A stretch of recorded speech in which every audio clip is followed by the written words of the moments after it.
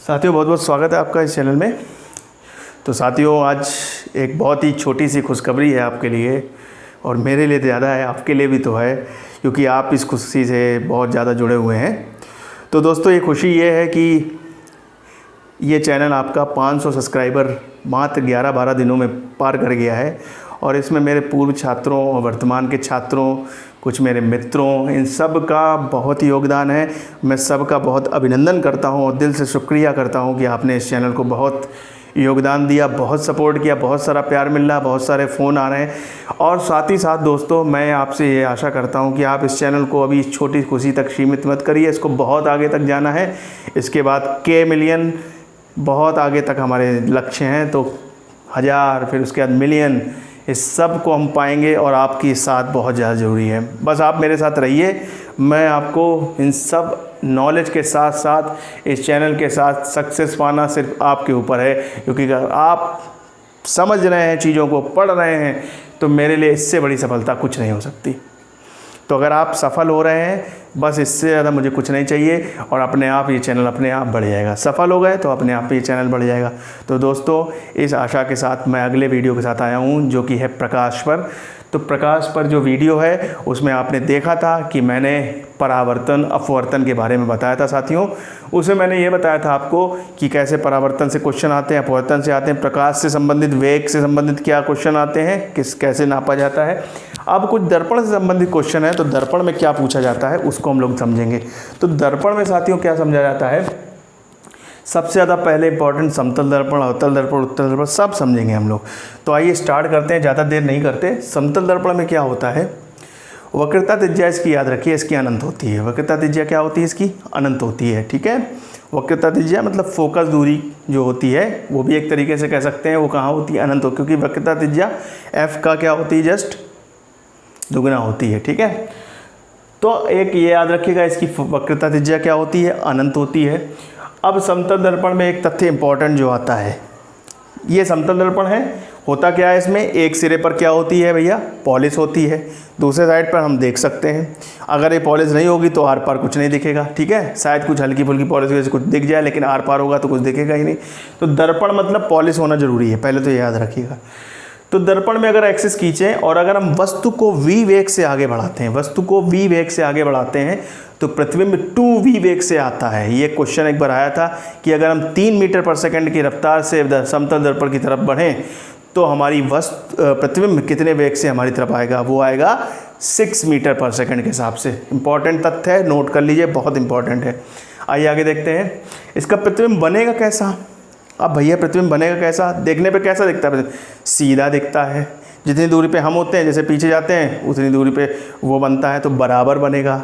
और क्या बनेगा, उतनी दूरी पर बनता है, बराबर भी बनता है, जिस साइड के हमें उसी साइड के। और पार्श्व परिवर्तित बनता है। पार्श्व परिवर्तित क्या होता है, ये UPSSC में भैया पूछा गया है और सीटेट में भी पूछा गया है, तो ये बहुत इंपॉर्टेंट है। पार्श्व परिवर्तित स्थिति पता ही नहीं थी, तीनों ऑप्शन में ये सब था, लेकिन ये एक ऑप्शन में यही था, तो लोगों ने गलत कर दिया था। तो पार्श्व परिवर्तित मतलब भैया सिंपल है कि अगर ये P बना है, तो आपका पार्श्व परिवर्तित P ऐसा बनेगा। समझ गए होंगे, और आपने देखा भी होगा, फील करके देखिए ना। आप कोई भी लेटर ले जाते हैं ऐसा, अब सेम मतलब जैसे A ले गए तो A ही दिखता है, T ले गए तो T ही दिखता है, U देख ले गए U ही दिखता है, V ले गए तो V दिखता है ना। ऐसा नहीं, ऐसे लेटर ले आइए जिनका जो एक साइडेड फेस हो। P को ले गए तो क्या बनेगा, ऐसा P बनता है, उसी की तरफ टोपी हो जाती। इसको बोलते हैं पार्श्व परिवर्तित। जो ले गए उससे परिवर्तित होके बना, लेकिन बना कैसा, सीधा, बराबर और आभासी। आभासी प्रतिबिंब बनने का मतलब ही होता है सीधा, सीधा मतलब आभासी। ठीक है, ये बात याद रखिएगा। चलिए आगे देखते हैं। और पूछा गया था कि वस्तु प्रतिबिंब जो है उसकी एक स्थिति से रिलेटेड क्वेश्चन पूछा गया था कि हम समतल दर्पण का कम से कम कितना साइज लें कि हमारा पूरा प्रतिबिंब आ जाए। तो समतल दर्पण कम से कम वस्तु की हाइट का, जैसे हम है वस्तु, तो हमारे वस्तु की हाइट का आधा होना चाहिए। कितना होना चाहिए, आधा होना चाहिए। समतल दर्पण वस्तु के आकार का कम से कम आधा होना चाहिए। बड़ा हो जाए अच्छी बात है, कम से कम आधा होना चाहिए, याद रख लीजिए, पूछा गया है। VVI कर लीजिएगा इसको, ठीक है, पूछा गया है। ये सब VVI ही है जो बता रहा हूँ मैं सब, ये ध्यान रखिएगा। VVI पार्श्व परिवर्तित। दो समतल दर्पण के मध्य प्रतिबिंब की संख्या अनंत होती है। दो समतल दर्पण है, उनके बीच में कितने प्रतिबिंब बनते हैं? अनंत प्रतिबिंब बन सकते हैं। कितने प्रतिबिंब बन सकते हैं? अनंत प्रतिबिंब बनते हैं, याद रखिएगा। ये क्वेश्चन एक बार आया था कि दो समतल दर्पणों के मध्य कितने प्रतिबिंब बन सकते हैं, तो अनंत बनते हैं।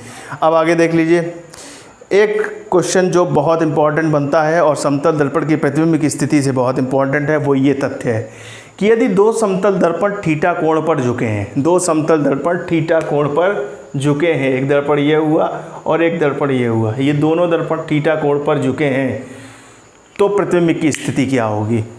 तो कैसे निकालते हैं? 360 का पूरा प्लेन होता है, उससे थीटा है जो इन दोनों के बीच का एंगल, उससे डिवाइड कर देते हैं, तो 360/थीटा। बहुत आसान है याद करना, 360/थीटा इसकी वैल्यू निकालते हैं। अगर ये वैल्यू सम आए, क्या है? सम संख्या है, तो प्रतिबिंब की संख्या 360/थीटा -1 हो जाती है। क्या हो जाती है? प्रतिबिंब की संख्या 360/थीटा -1, मतलब बस जो आया उसमें एक घटा देते हैं। 360/थीटा तो निकाल ही चुके, उसमें एक घटा दीजिए।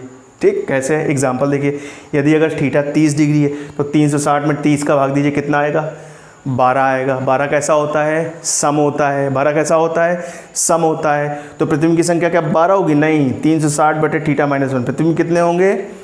11 होंगे। प्रतिबिंब कितने होंगे? 11। 11 प्रतिबिंब आपके बनेंगे।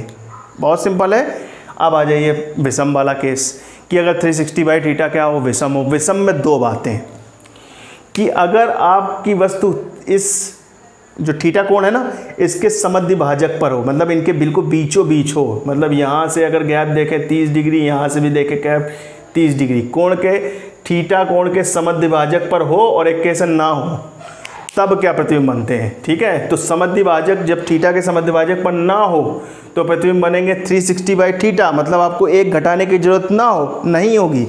और जब हो तो आपको वही करना है, क्या करना है? -1 करना है। बस कंफ्यूज मत होइएगा, जब वो कहेगा ना हो तब आपको -1 नहीं करना है, जब कहे हो तो आपको -1 कर देना है।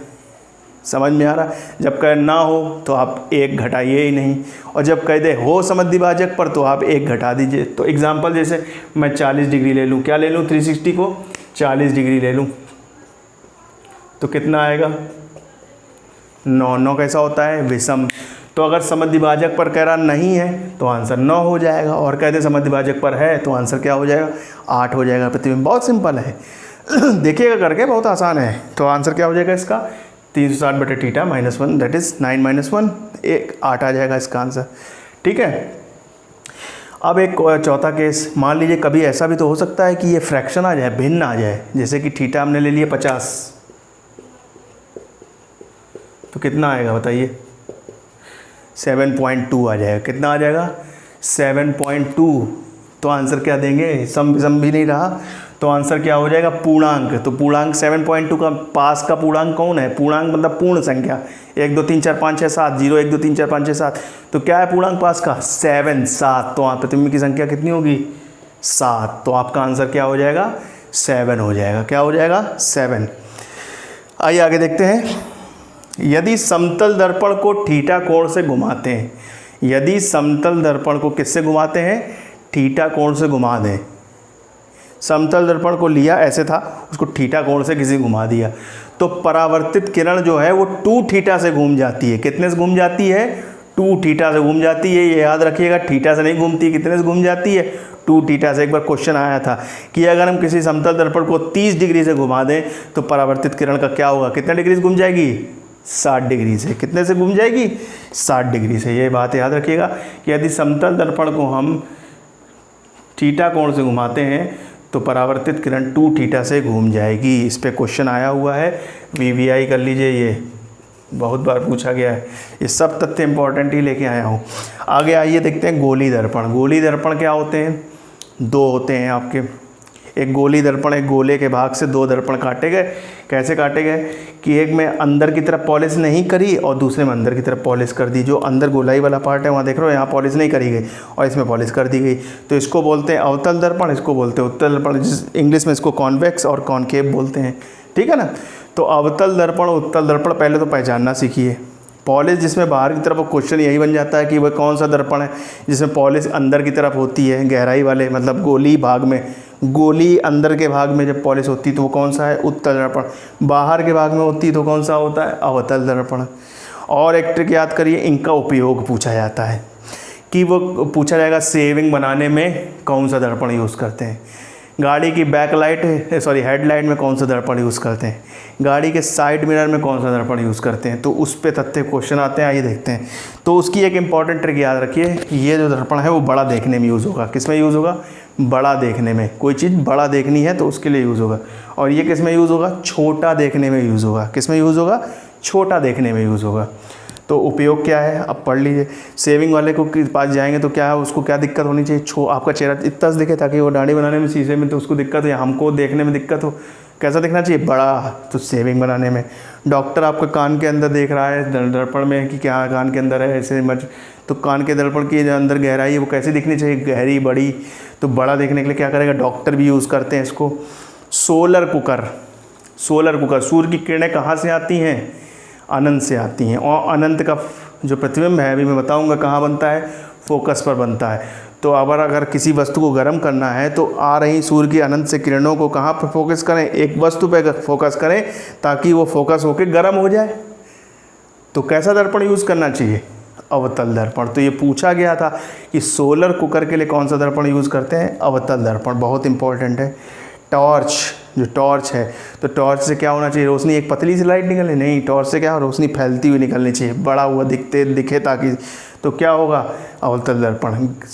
अब जैसे टॉर्च काम करती है वैसे गाड़ी की हेडलाइट भी काम करती, तो गाड़ी की हेडलाइट के लिए भी क्या करेंगे, अवतल दर्पण का यूज़ करते हैं।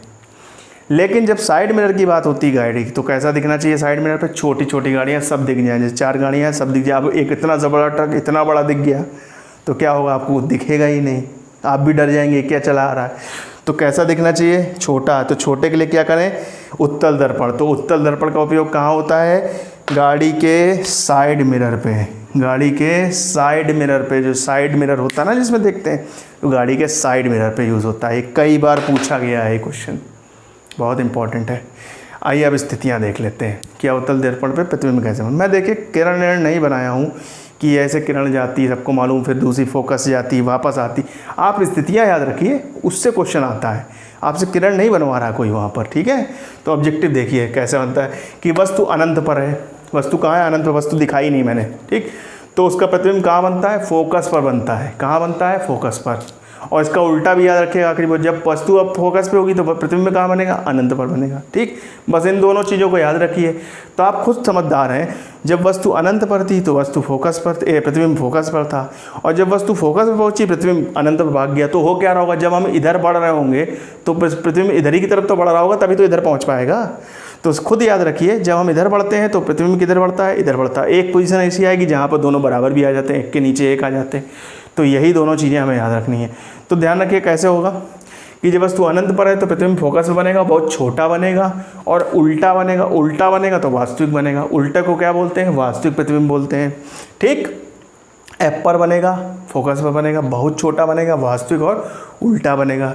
सी क्या होता है, वक्रता त्रिज्या, ये फोकस की क्या होती है, डबल होती है, ठीक है। सी इज इक्वल टू क्या होता है, ट्वाइस एफ, ये याद रखिएगा। फोकस की क्या होती है, जस्ट डबल होती है। जहाँ से गोली दर्पण का जो क्षेत्र होता है सर्कुलर, उसकी जो त्रिज्या होती है उसको वक्रता त्रिज्या बोलती है, वक्र की त्रिज्या, ठीक। अब देखिए, अब वस्तु को अनंत के आगे लाइए, मतलब अनंत और सी के मध्य। अब आगे बढ़ेगी तो सी की तरफ जाएगी ना, सी नहीं पहुँचेगी, सी और अनंत के बीच में रहेगी। तो प्रतिबिंब कहाँ भाग जाएगा, एफ से सी की तरफ बढ़ेगा, यानी एफ और सी के बीच में आ जाएगा। अब बहुत छोटे से क्या हो जाएगा, छोटा, यानी सी व एफ के मध्य, छोटा, उल्टा और कैसा बनेगा, वास्तविक। छोटा, उल्टा और वास्तविक, और कहाँ बनेगा, सी व एफ के मध्य, हुआ ना। इधर आ रहा है तो इधर किसका, फिर एक पोजीशन पे यहाँ आ जाएंगे और फिर पोजीशन पे यहाँ, और एक फोकस पे क्या, ये अनंत पहुंच जाएगा। यही याद रखना है आपको। अब जब वस्तु सी पर होगा, ये क्वेश्चन आया है कि वह कौन सी पोजीशन है जिस पर वस्तु रखने पर वहीं पर प्रतिबिंब बन जाता है, उसी पोजीशन जहाँ वस्तु रखी है, तो वो है सी, यानी वक्रता त्रिज्या पर। यानी सी पर आप रखोगे तो प्रतिबिंब भी यहाँ बन जाएगा। बस फ़र्क क्या होगा, देख रहे हैं ढक्कन मैंने इसका नीचे रख दिया, ये ऊपर। ये फ़र्क क्या है, सी पर तो बनेगा, बराबर भी बनेगा, उल्टा बनेगा, वास्तविक बनेगा। उल्टा बनेगा और वास्तविक बनेगा, बराबर बनेगा, दोनों बराबर हैं, बराबर बनेगा। सी पर बराबर बनेगा, उल्टा बनेगा, वास्तविक बनेगा और सेम साइज का बनेगा, ये याद रखिएगा। ये बहुत बार पूछा गया। अब वस्तु को थोड़ा और बढ़ाइए, सी व एफ के मध्य लाइए, तो वस्तु कहाँ भाग जाएगी, इमेज कहाँ भाग जाएगी, प्रतिबिंब कहाँ भाग जाएगा, सी के इधर भाग जाएगा। और तो अगर आप आगे बढ़ाएंगे तो वस्तु सी व एफ के मध्य लाए तो अनंत व सी के मध्य आपकी वस्तु हो जाएगी, प्रतिबिंब हो जाएगा। कहाँ पहुँच जाएगा, अनंत व सी के मध्य आपका प्रतिबिंब पहुँच जाएगा। और उल्टा वास्तविक अभी भी रहेगा। उल्टा वास्तविक हमेशा रहना, बस आखिरी स्थिति में जो भी आने वाली है उस पर बस क्या बनता है, सीधा और आभासी बनेगा। बाकी सब जगह उल्टा वास्तविक है, ये याद रखिएगा। अब वस्तु कहाँ आई, फोकस पे आ गई भाई बात। फोकस पर आएगी वस्तु तो कहाँ प्रतिबिंब चला जाएगा, खिसक खिसक के अनंत पर चला जाएगा, ठीक है। और वस्तु कहाँ पर, जैसे फोकस रखी प्रतिबिंब अनंत पर चला गया, और अनंत पर जाते ही उसका साइज देख रहे थे, सी पर बराबर बना, फिर उसके बाद बड़ा बना, अब क्या बन जाएगा, अनंत पर जाकर बहुत बड़ा साइज हो जाएगा। लेकिन उल्टा वास्तविक अभी भी रहेगा। फिर से समझिए, सी अनंत पर था तो कहाँ पर था, फोकस पे था, बहुत छोटा था, उल्टा वास्तविक था, ठीक। अनंत व सी के मध्य आया तो क्या हुआ, सी और एफ के बीच में इमेज आई इधर किसकी, फिर क्या हुआ, उल्टा छोटा वास्तविक अभी भी रहा। सी पर आया तो सी पर ही बन गया, लेकिन बराबर बना आपकी, और कैसा बना, उल्टा वास्तविक अभी भी बना। अब सी और एफ के मध्य आया तो क्या हुआ, अनंत व सी के मध्य चला गया प्रतिबिंब और बड़ा बनने लगा, बराबर से बड़ा हो गया, बड़ा रहा ना साइज उसका, और उल्टा वास्तविक हो गया। अब वस्तु आ गई फोकस पर तो प्रतिबिंब कहाँ चला गया, अनंत पर, और साइज क्या हो गया, बहुत बड़ा, उल्टा वास्तविक अभी भी रहा। अब आइए आखिरी स्थिति, जब वो फोकस और ध्रुव, पी मतलब ध्रुव या पोल, पी वो पोल होता है जिस पे एक्सिस खींची जाती है प्रतिबिंब की, वो वाली, सॉरी एक्सिस खींची जाती है दर्पण की, तो पोल या ध्रुव पर हो तो एफ व पी के मध्य होगी जब वस्तु, तो प्रतिबिंब कहाँ बनेगा, दर्पण के पीछे चला जाता है। कहाँ चला जाता है, दर्पण के पीछे। अगर मैं इसको बनाऊँ तो कुछ ऐसे स्थिति बनती है कि अगर आप एफ और पी के बीच में रखेंगे इसको तो ऐसा कुछ बन जाता है, ठीक है। ये बना हुआ है लेकिन हिंट करने के लिए, तो ऐसा कुछ बन जाता है। तो इस स्थिति में क्या होता है, दर्पण के पीछे सीधा, बड़ा और आभासी। सीधा हुआ तुरंत कैसा हो जाएगा, आभासी हो जाएगा। तो ये कि यही स्थिति जिसमें सीधा भी बनता है और आभासी भी बनता है, और बड़ा तो बन ही रहा है, बड़ा बनता है। तो ये एक याद रखिएगा, पूछा गया एक बार अवतल दर्पण में, वह कौन सी स्थिति है जिसमें कि वस्तु का प्रतिबिंब सीधा दर्पण के पीछे और आभासी बनता है। सीधा और आभासी की एक ही स्थिति, जब वस्तु कहाँ रखी जाए, फोकस और ध्रुव के बीच में, एफ व पी के बीच में वस्तु रखी जाए, ठीक है। अब आइए आगे देखते हैं उत्तल दर्पण की स्थिति। उत्तल दर्पण में सिर्फ एक स्थिति याद रखिएगा कि एक ही स्थिति बनती है उसमें, कि कहीं भी वस्तु रख दीजिए उसका प्रतिबिंब दर्पण के कहाँ बनेगा, पहले बात याद रखिए, पीछे की ओर बनेगा। दर्पण कहाँ बनेगा, पीछे की ओर बनेगा। और उत्तल दर्पण में हमने आपको क्या बताया था, ये काहे में हिंट करता है, ये छोटा देखने में। तो प्रतिबिंब वस्तु हमेशा कैसी बनेगी, बड़ी की छोटी, छोटी बनेगी। तो हमेशा वस्तु कहाँ वो कैसी बनेगी, छोटी बनेगी। और कहाँ बनेगा प्रतिबिंब, हमेशा एफ व पी के मध्य ही बनेगा, चाहे जहाँ रख दीजिए आप वस्तु उत्तल दर्पण के, एफ व पी के मध्य ही प्रतिबिंब बनेगा, और छोटा बनेगा, सीधा बनेगा और आभासी बनेगा। मतलब कुछ ऐसी स्थिति होगी। अगर हम इसको बनाएं तो ये देखिए, ये तो हो गया आपका उत्तल दर्पण, तो आप कहीं भी आप रख दीजिए, ये हो गया आपका एफ, ये हो गया पी, तो प्रतिबिंब कहाँ बनेगा, यहाँ कहीं बनेगा। और कैसा बन रहा है, देख रहे हैं, छोटा बनाया है, छोटा बनेगा, सीधा बनेगा तो आभासी बनेगा। छोटा सीधा आभासी, बहुत आसान है। छोटा याद रखेंगे ही उत्तल दर्पण में, और दर्पण के पीछे याद रखिए, और सीधा आभासी याद रखिए। तो बस ये इंपॉर्टेंट कुछ प्रतिबिंब के तथ्य, इसके नोट्स बनाइएगा, उसी के आगे कंटिन्यू करके आप खुद देखेंगे आपसे बहुत ज़्यादा ये क्वेश्चन पूछे गए हैं, और आप इससे क्वेश्चन तथ्य लगाएंगे तो आपके आंसर ज़रूर सही होंगे। ऑब्जेक्टिव लगाइएगा तो आपके क्वेश्चन के आंसर ज़रूर सही होंगे।